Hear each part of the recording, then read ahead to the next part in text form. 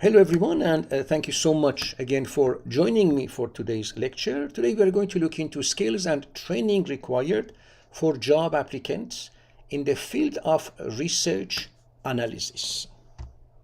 Now, before starting, I would like to talk about the job market. I would like to talk also about the job titles for research.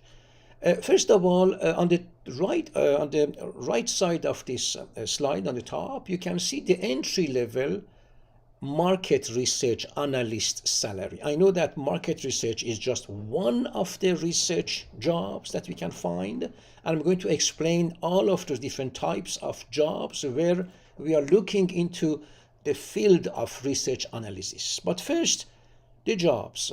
Obviously, if you would like to work for some organizations, some companies, if it's a small company, you may start at $22,000, $23,000. This is for Canada. And the average job, I would say the salary is about $46,000, $47,000 per year. And for people who stay in the research analysis field, their salary, and depending on the size of the company and the type of contracts that you have for doing research, may go up to 93, I would say even $100,000 per year, which is really interesting. So lots of opportunities in this field. Now, I didn't talk about those friends, those students, those colleagues who also opt not for working in a company, but to have their own corporation. Because if you would like to, you can also get your certificates in research analysis, and you can definitely open your own corporation. If you want to open your corporation, you can just go to Service Ontario website, and then you are going to search for registration of a corporation. You don't need to have a lawyer or an accountant. You can just start your corporation on your own. You can also learn before, but it will I think cost you about $375, and you can have your corporation. And with that, you can now start again promoting your products and services. You can also get into the market of research analysis. And now, what is that market? The market is, as I am illustrating here on the slide, it has five major components. We also have minor components, but I would like to talk about major ones. One of them is the research analysis overall. Here you can work for different organizations. You can start working even in the broadcasting companies on the TV, radio, in journals, for example. But you can also look into different other types of research like clinical research, looking into again different types of research for in different institutions, in different communities, for example. Okay, we have jobs as research analysts in municipalities, in provincial governments. Several of my previous students, they are now working in public health, which is again they do research analysis. We also have people who are working in different ministries. Now, this may be federal, I would say, ministries, or they can be provincial ministries in Canada, where each and every ministry, each and every department, they need to have people to do research. And of course, we're going to look into what is exactly in the job, because that's why you are here today. A second pillar for the research analyst jobs is about market research, because we have a product and we would like to know what is the feeling of or sentiments of consumers. We would like to know about the status of any product or service that we are offering. You may be working again in a grocery, I mean not you, but working for a grocery chain, a big one, and they would like to know if people are happy, if they need any new product, if they need any new service, because based on research that you will do, we will make decisions, business decisions. So that was the second pillar, but that was about the market research. The third pillar is about operations research analyst. This is where we are in any company, in any institution, we are doing things, we are performing tasks, we are having operations, we are having procedures that we follow. So here we are also going to use your abilities as a research analyst in order to do inspections in order to look into, again, the status of some procedures. Are they being used in full? Do employees understand about the procedures? And this is again mainly for the examination of our processes, systems, or products. You can also look into economic research analysts. And for the economy, we are looking into, again, the market, but also the movement of the money. And here you have several institutions who are also going to hire you because they would like to know about the economy, about the level of satisfaction of people for a specific tax. So you may be working for Bank of Canada, for example. Okay, I'm talking about economy, not financial here, but economy. And here you're going to do some research in microeconomics, in macroeconomics. So this is again another pillar. And the last one, the last major one, is about financial analysis, where we are looking into the finance, into the money, into the numbers. And we are looking into, for example, the rate of mortgages, interest rate, if people are happy, if they can afford it. You will have to do some research on populations. You have to choose, of course, your sample of the population, looking into the level of instruction, how many, again, if they are married or not, or if they have a family or not, if they have kids, how much they are earning, how much they can, for example, save, how much they can invest. And then you are going to look into understanding about the financial situations in a society, in a community. And again, overall, based on research analysis, we are going to make decisions. So at the end of the day, we don't hire you just to look into the figures or to grab some data and then to use the data visualization to show that to us. We want you, and you will be hired because you are going to contribute into the process of making decisions in any institution. And this is why this is a well-paid job. Now again, you may be working in a small company, they just started, you may start with low salaries, but the average salary is $47,000 and it goes up to $99,000, $94,000. Still, you can also looking into having a dream, I would say, or a plan in order to also start your own research institution, your own research, I would say, under the a type of corporation, for example. Now, let's look into the focus and responsibilities for someone in research analysis field. I'm going to read the paragraph at the top, and then I'm going to explain the, I would say, the illustration at the bottom of this slide. So data collection analysis, this is about research analysts who gather data relevant to a specific question or problem. Because you have to do research, because we need to find new ways, cheaper ways, higher quality ways to, again, do something, to produce something. And this is why we look into relevance and specific questions. So often from structured sources like surveys, financial statements, or market reports. Now, what are you going to do in research analysis field? You have to use data collection methods. Now, one way is to use surveys. And of course, when we talk about surveys, you're including, if you're again looking into, of course, humans, people, you have also to know about standards for ethics.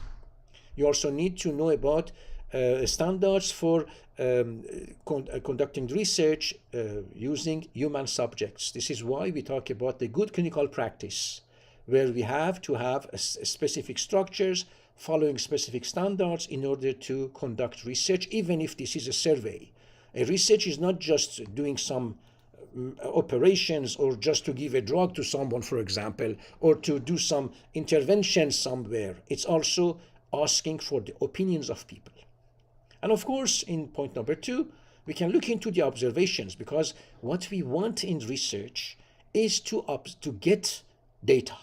That's why the data that we get may come from surveys, questionnaires, observations, and again, I continue with the numbers in this illustration. The data can come from inspections, from sampling, from interviews that you're going to conduct, focus groups, of course, you heard about that, and experimental and field trials. So we're going to go to a specific place, specific area, and we're going to again gather data. We also can also look into documents and doing analysis related to the data that has been already published, and then to compare that published data with the data that we get as well. We can also, of course, look into the data collection method and the use of technology. So we use the technology tools as well in order to gather the data. Now, this may be an automated way. It may also be a manual. It means that we can have some, for example, some machines, some equipments that are giving us the data, but this is in an automated way. But it can also have people like us who are going to manually look into different types of data that we need in order to do our research. And of course, we can also talk about not just inspections, we already talked about, but assessments. So when we do put in place some procedures, or we're having some products, or we're having even some policies, for example, we are not going to ask people about their opinion, or we are going to assess whether or not a policy that has been now put in place is relevant, is working.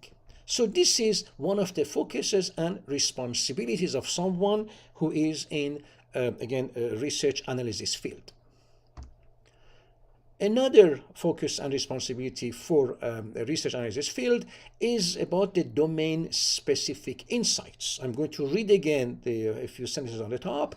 They analyze data within a particular field, for example, finance, marketing, economics, to identify trends, patterns, and correlations. This is where we talk about different types of analysis and analytics. Analytics is again observation, and this is also a sub, I would say, domain of research analysis. So we look into a data. We may now find out what happened. For example, you did put a drug on the market and people are not happy now. They are looking into a product which is better. But what is that better means? Maybe it's less expensive. Maybe it's a product, a drug, for example, with less adverse drug reactions. Maybe it's a product that is maybe a tablet and not necessarily an injection, which is invasive and some people don't like it. So we would like to see what happened. And here we are asking questions from the population, from our sample population, we call it sample size, and we are going to look into providing descriptive analysis and analytics. Then, based on the data that we already grabbed from, again, a specific community, for example, or a source, we are going to explain what, why it did happen. So this is a diagnostic analytics that research analysts are going also to work on. Don't forget that you may not be working on all of these different, I would say, domain-specific insights, but we talk about insights. It means that you have to do your analysis and then to explain it, to give us the meaning of that analysis. Because at the end, we don't just pay you for observing and then to create something or to write a report. We want you to go beyond the report to come up with giving us some solutions. That's why research analysis, I would say analysis personnel or staff, they don't only observe or show what they do, they communicate and they talk about the insights, what is in for the organization, so that we can now make better movements, better policies. Okay, for example, look at the government. They have so many research analysts in different ministries, for example, and institutions. That's because we would like to look into what's happening for example, for interest rate, for again a governmental decision, for a ministerial decision. We would like to know, and we would like to look into the results of any intervention or any product or service or any tax, for example, that we add. And we would like to know if this is working. So we never stop doing research.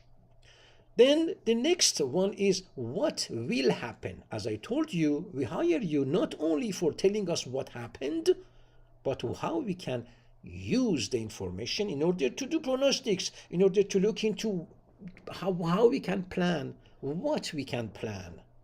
And this is why we need your input in order to help us to make decisions. Decisions for a government to write policies, decisions for a government to write regulations, decisions for people because we would like to, for example, produce a new service or a new product. We cannot just make it because we just dreamed of that. We need to know about what people are thinking, and not everyone. We look into our customers, we look into a sample population, say population that is using the product or the service, and how we are going to again use the results of the research analysis tools is to say, okay, what will happen. And then the last one is about the not the predictive analytics, but here this one is a prescriptive analytics, meaning that we are also going to talk with decision makers in a company, in the government, in different institutions, and we are going to say how can we make this happen. Now, another step in research analysis is to report. So you have to generate reports, you have to generate presentations and summaries to communicate findings to stakeholders. So if you have experience in writing, medical writing, report writing, this is a plus for you, because we want people who not to be specifically specialized in one field, but to people who are able to, to learn. We need to have people who can learn and people who can now look into a data, doing the analysis, and then to write reports. So now here I'm just showing you the key features of a research report. So you can just see how this works. You have different sections of the report, and this is coming from, of course, data gathering, analysis, data visualization, and of course again doing more analysis, talking about the insights, and then we give these reports. But again, these reports must be made in a way that we can make decisions. We don't just want to see what has been done or what is happening. We want to use this in order to make decisions for the future. Don't forget that. So when you gather data, it must be from the right sample size, the right population. We must ask the right questions. Those research must be done under the regulations that are in place for ethics, for different type of standards, so that we can use them, we can rely on these reports.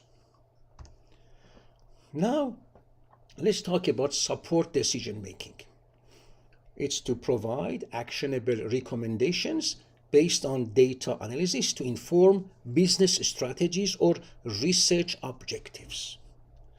Now, what is very interesting in research analysis field is that we hire people who are able to ask the right questions, to choose the right populations, to choose the right methods and methodologies, and then to come up with reports that are easy to understand for people who are not even in the field. So we have to make it understandable by people. This is an art. It's not anymore a science. It goes beyond science. It's a mixture of science and art.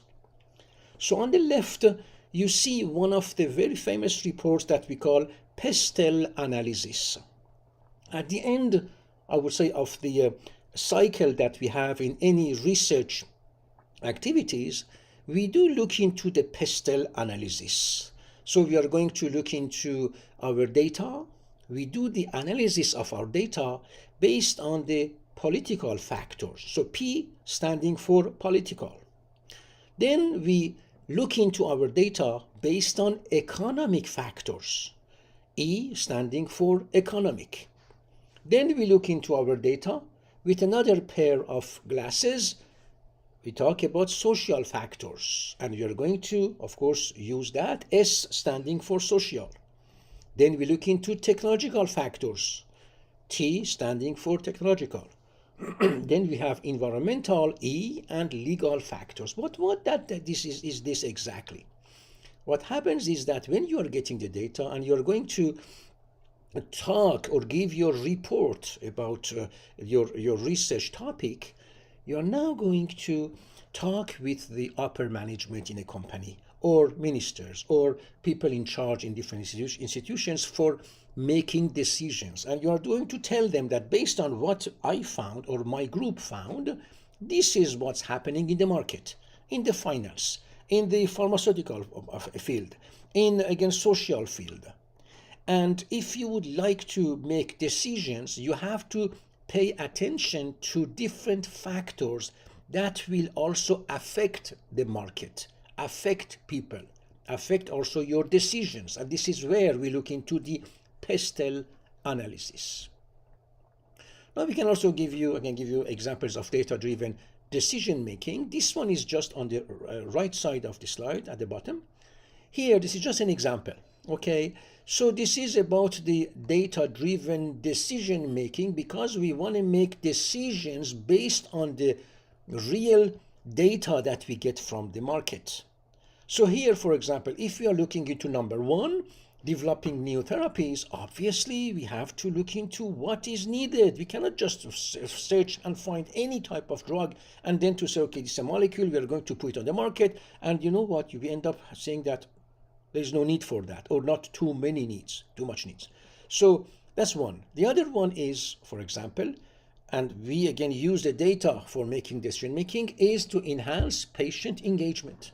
So again here, the same thing, we would like to know if we are going to have patient engagement. We may also look into optimizing staffing and resources, preventing unnecessary emergency room visits. We look into automating hospital administrative processes, detecting illness earlier, etc. So now you understand that through the research and the research topic, we always start a research, write a question, look into research methods in order to find out information that will help us to make decisions that will affect the society in which we are working and living. And this is exactly why research analysts are going to find jobs. Now let's talk about the skill sets. A research analyst needs to have analytical skills, research skills, communication skills, critical thinking skills where we have to question our results, mathematical skills because we have to do some calculations, organizational skills because we are going to work in a group, and presentation skills because we are going to present our findings using data visualization to a group of people who may not be necessarily experts. These are managers, these are CEOs or VPs, and they need our insight because we know about the topic, we know about our research, and they want us to present them the results of our research so that they will be able to make decisions that will affect the future of their company, the future of a society, the future even of a nation. Okay, so this is to that extent, that deep, that research analysts can work and can be very beneficial to any society, any community. Now, let's talk about the skill set here and talk about the statistical analysis. I know that many people, because of the fact that they have been only looking into calculating the means or I would say averages, or looking into the mode or median, they may not have been understanding well why we are using statistics. I tell you this in 2 minutes. The statistics is not a pure science, because when we do a test, we will not find necessarily the same answer because of the fact that our sample size may not be the same. We may look into a population A for a question, we may now look into population B for a question. And for both, even if we have the same research question, we may not have necessarily the same answers. Okay, it's okay, we understand about that. But again, we use statistics because we are dealing with a group of data, set of data we have to explain the data. We have to look at the trends.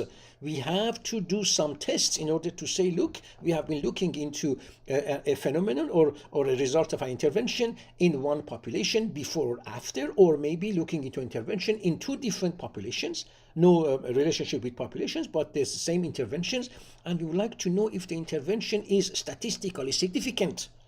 So what you can see on the left side, in the middle of the slide, you see the distribution of the data. So in the middle, you see a bell-shaped curve, which is showing, or it's a symmetrical distribution that we call a normal distribution. And you see on left-hand side of the normal distribution what we call skewed distribution. And what happens is that depending on the distribution of the frequency of the data that we observe, that we obtain, we may now have distributed normally and the data that is not distributed normally. Now what happens is that for any normal distribution, we are going to use parametric tests, and for any non-normal distribution, so skewed distribution, we are going to use non-parametric tests. So what you can see on the right side, bottom of right side of this slide, is about, again, the entire statistics. Of course, you may have more tests, but I just chose this slide because this is, again, enough for our presentation today.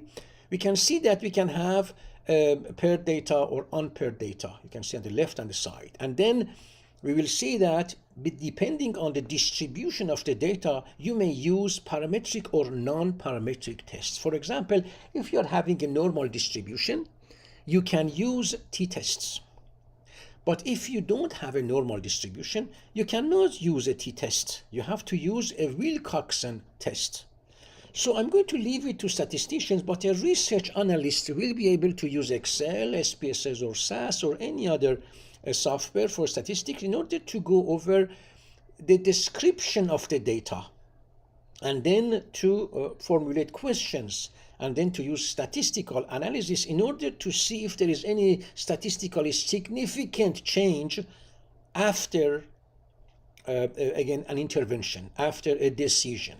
And this is what we need, because then we can say that what we saw is not just because of an error or an accident, but based on the statistical test that we chose, based on the type of data that we used, and based on the sample size that we also chose, we can conclude that for this framework, within this framework, we can see that, for example, this intervention is statistically significant, and it's going to allow, again, institutions, governments, companies to make decisions based on this statistically significant, I would say, changes that we observed based on the statistical analysis.